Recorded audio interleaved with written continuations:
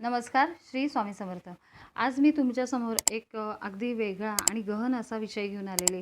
याचं कारणही असंच आहे. आता या विषयाचं नाव आधी सांगते. त्या विषयाचं नाव आहे आयुष्याचं रहस्य.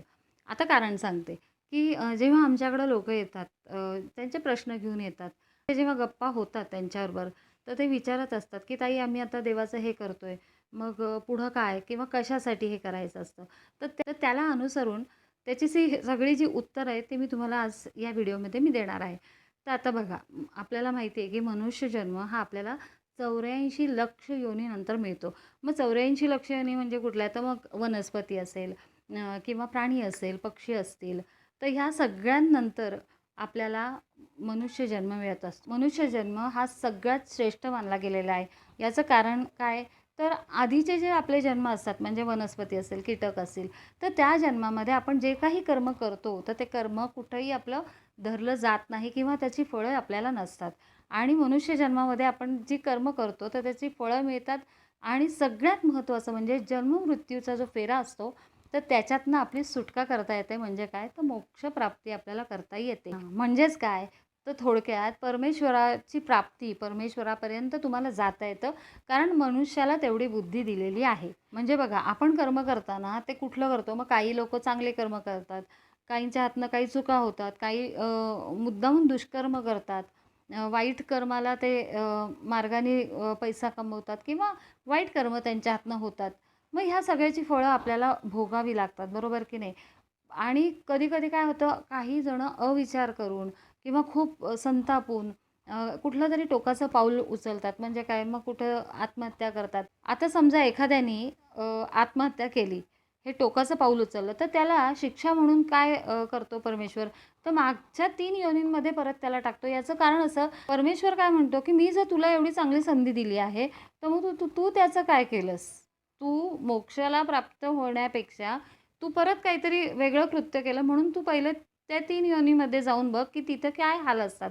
आणि मग जेव्हा ह्या योनीमध्ये परत तो आत्मा जातो, तेव्हा त्याला परत त्रास होतो, की "अरे, आपण किती चांगलं आयुष्य जगत होतो, आपल्याला कुठं जायचं होतं आणि आपण कुठं आलो." आणि त्यामुळे मनुष्य जन्म हा अतिशय श्रेष्ठ मानला गेलेला आहे.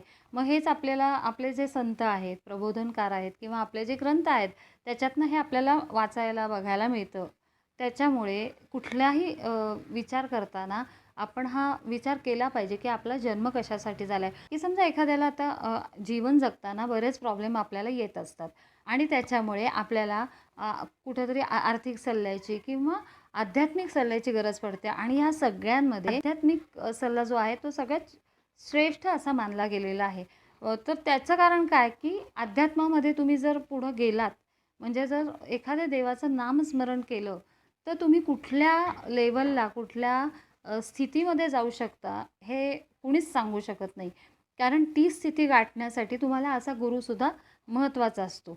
मग त्याच्यामुळे निदान आपल्याला आत्ता काय करायचं आहे, तर बघा, तुम्ही संतांनी सांगितलेलं आहे, की तुम्ही नामस्मरण करा. याचं कारणच हे आहे, की तुम्ही जेवढं जास्त नामस्मरण कराल, तेवढी जास्त तुमच्याकडनं कर्म चांगली घडतील, तेवढं जास्त जवळ तुम्ही देवाच्या, परमेश्वराच्यापर्यंत पोहोचू शकता. आता कसं आहे, की आपल्या आयुष्याचं गणितच असं आहे, की जर आपण 10 पुण्य केले, तर ते 1 धरलं जातं. आणि जर आपण 1 पाप केलं, तर ते 10 पापं मोजली जातात कलियुगात. त्यामुळे जेव्हा आपण कुठली कृती करतो, तर ती कृती करताना आपण बरोबर करतोय ना? किंवा आता आपले बघा 4 लाख जन्म आपल्याला आहेत. तर ह्या 4 लाख जन्मामध्ये आपल्याला किती कमी करायचे जन्म ह्यातनं, तर हे आपणच ठरवू शकतो ना, बरोबर की नाही? आणि म्हणून हे सगळं खरं तर चालू आहे. आपलं जे जीवन आहे, तर ते सगळं कर्म, आणखीन प्रारब्ध आणि ह्याच्यातच आपण अडकलेलो असतो. ह्याच्या बाहेर आपण कधी निघणार? त्यामुळे बघा, या कलियुगात आपल्याला कलीने शापच दिलेला आहे, की सगळेजण आपण भौतिक सुखात अडकलेलो आहे. आणि मग प्रत्येक जणाची कुठं ना कुठली स्पर्धा चालू आहे. आणि त्याच्यामुळे आपल्याला जर अशी एखादी आध्यात्मिक व्यक्ती भेटली, तर ती आपल्याला सांगते, की आपण काय केलं पाहिजे त्याच्यात. पण हे सगळं होत असताना अशाही व्यक्ती काही असतात, की ज्या अध्यात्मात पुढं असतात.